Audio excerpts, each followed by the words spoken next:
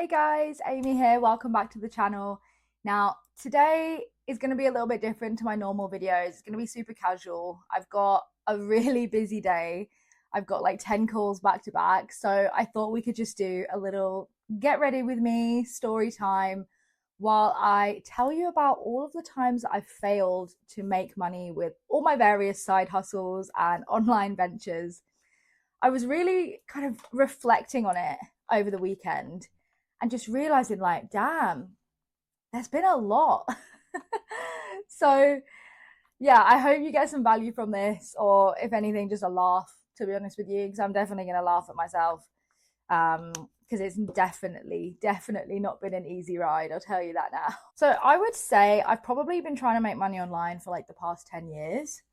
For context, I'm 27 for anyone who doesn't know. So when I was about 17, I want to say I was 17, this was a time when all of the YouTube makeup gurus were like really popular.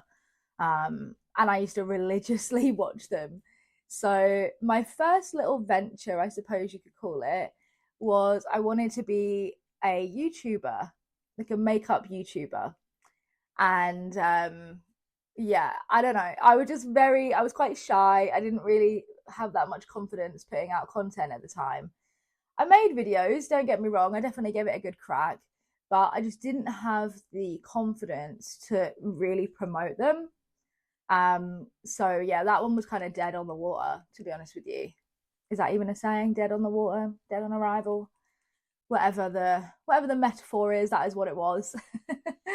But I did have quite a passion for makeup, so I decided I was going to be like a self-employed makeup artist. I didn't have insurance or anything like that. I would just kind of post on Facebook and see if anyone wanted their makeup doing.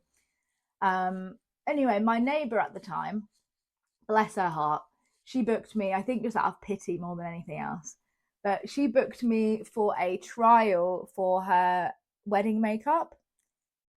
All I can say is thank fuck it was a trial and not the real day. So the makeup, like most of it went pretty well, to be honest with you, until it got to the point where I had to put on her eyelashes. I don't even think I'd put eyelashes on another person at this point. So I was really going into it blind. But to cut a long story short, I glued her eyelids shut. No joke. Like I literally glued this poor woman's eyelids shut. And I remember I was like standing over her and she was really calm. She was really nice about it, luckily. But yeah, I was like standing over her, like with tweezers trying to peel her eyelashes unstuck and trying to open her eyes. Like, oh my god. So that was not a very successful venture. That completely wrecked my confidence as well, as I'm sure you can imagine. So I didn't do any more after that. And she definitely didn't book me to come and do her wedding makeup. I mean, can you blame her? But bless her, she was so sweet about it. So from there, as you can see, I was probably a little bit obsessed with makeup and things like that at the time. So I got scouted, or well, maybe not scouted is the right word. I got poached, maybe is a better word, by some network marketing girlies. Now, just to cut things straight, like I don't have an issue with network marketing. I actually think it's a really powerful business model when it's a decent product and when it's done right.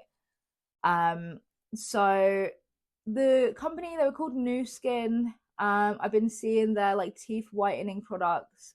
And there was this one particular girl that I had on Facebook who seemed like she was absolutely killing it. She was always in Ibiza. I used to work in Ibiza, so we had something in common. And she reached out to me. We had a conversation.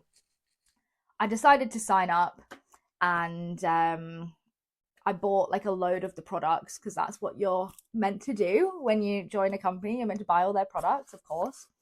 So I bought like the main bulk of the kit, started using the products, expecting to get the amazing results I'd seen in all the before and after photos, and was very quickly met with disappointment. I've always struggled with my skin ever since I was a teenager, and they had this like mud mask that was meant to absolutely cure acne, and of course it did nothing for me. They also had this teeth whitening toothpaste, which, I mean, I've not got yellow teeth, but like, you know, who doesn't want whiter teeth? But I didn't see any results from that. And I just thought, this stuff is such a scam. Like, it was quite pricey and I wasn't making any sales. And I was like posting about these products that were just not doing anything for me. And I just thought, I can't do this. It's so weird. It's so icky. So that didn't last too long, to be fair. Because I can never really promote products that I don't believe in. So that didn't last long. From there, the next business venture that I did was dropshipping. Now, at this time, it was kind of like 2017, maybe 2018. And if anyone was in the online world at that time, you would know that dropshipping, it was like when it really started to take off. So bless my dad, I didn't have any money. I was just a little girl at the time. I didn't have any money to invest in paid ads or anything like that. So my dad decided to do it as a joint venture with me. And he would kind of cover the cost of the ads, and I would do all of the research and build the websites and run the ads and things like that. So he was like the money man in it. But anyway, we were kind of a couple months in. I tested a new product every single day, trying to find a winning product, just getting absolutely nowhere, searching AliExpress every single day. Nothing was coming through, no sales were being made. My poor dad's just throwing money down the toilet at this point. And then one day I find this product on AliExpress, and it was like a fat massager. You don't know what this is, Google it. I mean, probably didn't work, to be honest with you, because it's AliExpress. But I found some videos of it being used by a company on YouTube. And I thought, you know what, I'll give it a go. And I promoted it as this like cellulite remover, fat massager, fat loosener type of thing to help people lose weight. And launched the ads on a Monday. On a Tuesday, I woke up to like 1 or 2 sales, I think it was. And bearing in mind, I've been pushing product, trying to find something that would sell for months at this point. So to see that one of the ads was actually finally working and a product was selling, I was like, oh my God. I was literally thinking of the cars I was going to buy, thinking of the house I was going to buy. I got way ahead of myself. So after speaking to Dad and telling him the good news, we decided to double the ad spend. Now, I'm not going to sit here and tell you I know a load about ads. I definitely don't. But from my experience from that venture, doubling the ad spend is not a good idea. You can scale the ads too fast, basically. And that's exactly what happened. So doubled the ad spend, and I was imagining I was going to wake up the next day with double the sales. That just didn't happen. Actually, the ads started breaking and we were getting less sales. And the sales that we were getting were becoming more and more expensive to pay for.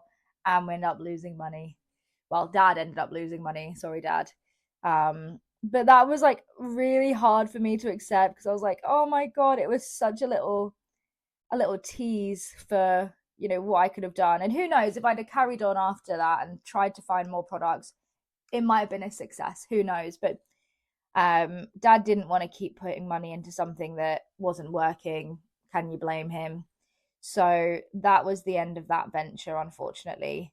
But I'll always look back, and I learned a lot in that experience. I learned a lot about building websites and advertising and things like that, but it just wasn't meant to be. So after that, I then decided that I was going to be a professional Forex trader. I had a bit of an ego with this one, I won't lie, because if anyone knows much about trading, it's a very male-dominated industry. So I thought, as a woman, I'm more empathic, I'm more emotionally intelligent. I can come in and I can crack the code and I can, master the markets. And I, again, was humbled very, very quickly. if anyone knows anything about trading, you can do funded challenges, which basically means that you pay anywhere from $100 to $1,000, and you enter an exam type of thing. If you pass the exam, the company gives you some capital to trade with, so you've got a bit more leverage. So I was just pumping money into these things, like trying to pass a challenge. I honestly think I did about 5 of them, and I didn't pass a single one. Lost money in these challenges. I never actually put my own money into the trading, and looking back now, if I had so much confidence, I should have just traded my own money. But I don't think I really had any at the time. Which, if you want to make good money trading, you need to be able to have a big account size. It's just a fact. So that venture actually didn't last too long before I gave up. It wasn't the path for me. Definitely wasn't the path for me. From there, we're kind of getting into like COVID time. So at this point, I don't know whereabouts you are in the world, but I'm in the UK, and it was just bizarre. Like, it completely went to shit. Everything shut down, as I think it did pretty much everywhere. And the gyms were closed. And I saw people on Facebook who were kind of moaning about how they couldn't exercise, because I don't even think people could go for walks outside. Like, I'm not going to get political in this because, I don't know, people might not like it, but it was just weird. So anyway, I tried to look at this in a more optimistic way, and I thought, okay, how can I capitalize on this situation? So I decided that I was going to sell gym equipment on eBay. Now, it started off fine. It started off great. I was actually finding products on Amazon that I thought were underpriced, and then I was listing them on eBay for like 10% more, nothing crazy, and then keeping the profit for myself. Obviously, Amazon have got really great customer service. Any returns, like, they handle for free, and it was a very safe option. Now, me being me, I got a bit greedy, and I thought that making like £20-30 a sale was just not going to cut it. So I thought, okay, how can I get these products for cheaper? How can I make a bigger margin while still being competitive? So, looking back to my drop shipping history, I decided what a great idea it would be to drop ship treadmills from AliExpress from China directly onto eBay. And looking back now, like, fuck me, how stupid could I have been, right? But anyway, I did my research. I was looking at reviews on AliExpress. I was trying to find a decent treadmill that wasn't too expensive that I could sell on eBay. And I found one that I thought was the best one. It wasn't an electric treadmill, it was like a manual one, so it was on the cheaper side. And I remember it for the rest of my life. It was this clunky white metal framed machine that just had like a bit of fabric going around as the treadmill. Like, it was so shit. It was so shit. And anyway, I listed it on eBay. But I was always honest. I told people that the shipping was 2 weeks and they would have to wait, which people were okay with, surprisingly. So the first 2 weeks absolutely flew by. I was killing it. I was making like 5-10 sales a day. I was like so proud of myself at this point. I'd never made money like that online before. Thought I'd cracked the code. But because shipping took like 2 weeks, everything was fine for the first 2 weeks, and still people started receiving their treadmills. And then the complaints just started pouring in, as I'm sure you can probably imagine.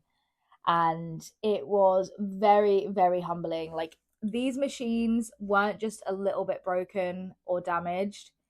They fully were just hunks of shit. Like, they didn't work at all. And with eBay having really strong customer service, I, of course, had to accept all of the returns, which, I would have done that regardless, because just morals and things. But yeah, it was really devastating because I'd done my research, I'd looked at the reviews, I didn't think that this was going to happen. And yeah, it was quite devastating. Now, because the treadmills were broken, I, as the seller, actually had to fund the cost of the delivery back to me as well. And these things were not light, okay? They probably weighed about 200 pounds. And if you know anything about shipping costs, it was absolutely astronomical. Like every single treadmill that I had to return cost me about £100 in shipping costs, which was just, I had no money because I had to return all of the money that I'd made to the buyers, to the customers. So I didn't even have any of the profit left to cover the shipping costs back to me. So yeah, I had to take out a loan to cover all of this.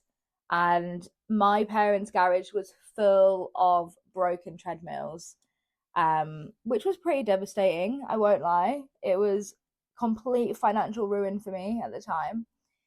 But definitely a big lesson. Look into what you're selling so deeply. Like, I thought I'd done my research. I thought I had. Looking back now, I was very naive, but yeah, that was not a good time for me, and it was the start of me just like starting to really doubt whether the online business dream was actually something that was worthwhile, or if I would even be able to do it. So a bit of time went by. I was like licking my wounds and just needed a bit of space to be able to decide like what the next step was going to be for me. And then one day I got a Facebook ad, and it was a lash lift kit. Now, if you don't know what that is, it's basically like eyelash perming, where you glue your eyelashes to your eyelids, and it curls them for like 8 weeks. Sounds pretty crazy, but it's quite good. So anyway, I ordered a kit. I did it on myself, and I was like, oh my God, this is amazing. It's so amazing.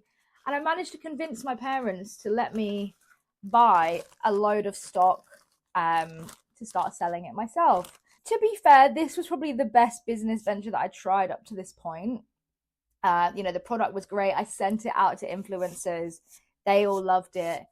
But for the life of me, I just couldn't sell them. I don't know if I was charging too high. I don't know if I just didn't try long enough, but I didn't have the capital to keep investing in advertising and influencer marketing and things like that. So I think in total I probably sold about 10 when I had 100. So that was a bit of a failure, and it was really disappointing because I genuinely liked these products. Like, they were really good. I personally used them, and like I say, the influencers liked them who I sent them to. But yeah, for the life of me, I just couldn't figure out how to market them, which was a bit of a nightmare because, again, my parents' garage was just full of like broken dreams, I suppose you could say. um, but bless them, they actually only threw it all out like last year, and this was years ago. This was years ago that I did this. But yeah, they've always been very supportive of my crazy dreams. From there, I decided to get back into kind of the digital space, and I was getting a lot of ads for coaching. And I've always been the friend and the family member that a lot of people go to for advice. So I bought it. I was like, you know what? I could definitely be a life coach. I help people all the time. I bought a certification. I invested, I think it was like £2,000, and started going through it, learned a lot, which I actually, looking back now, think really put me in a good place for when I got into high ticket sales a couple of years later.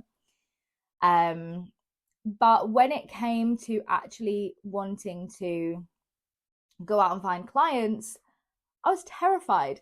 Like, the thought of getting on a coaching call with clients and being able to confidently hold that space, lead them to an outcome, and get them results. I just didn't have the confidence to do that. I had really bad imposter syndrome, which essentially stopped me from really pushing that business idea. But who knows? It might have been a success. It probably wouldn't have. I was quite young at the time.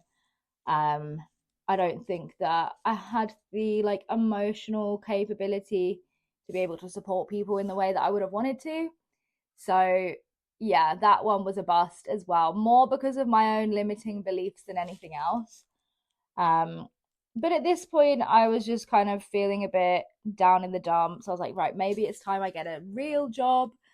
So I started looking into real jobs that could give me like a better life later on. So I decided on real estate. I was going to look into being a real estate agent.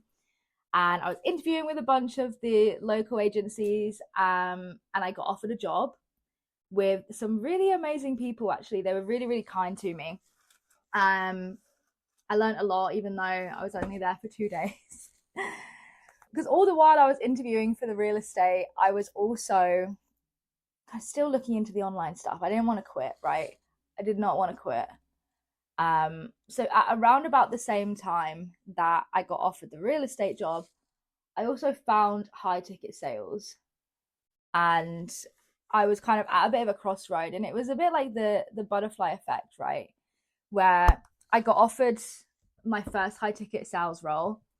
I go into this in more detail in my other video, which is my story about how I got into high ticket sales, and it goes into it in a bit more detail. So if you're interested, go and check that out. I'll put a link in the description.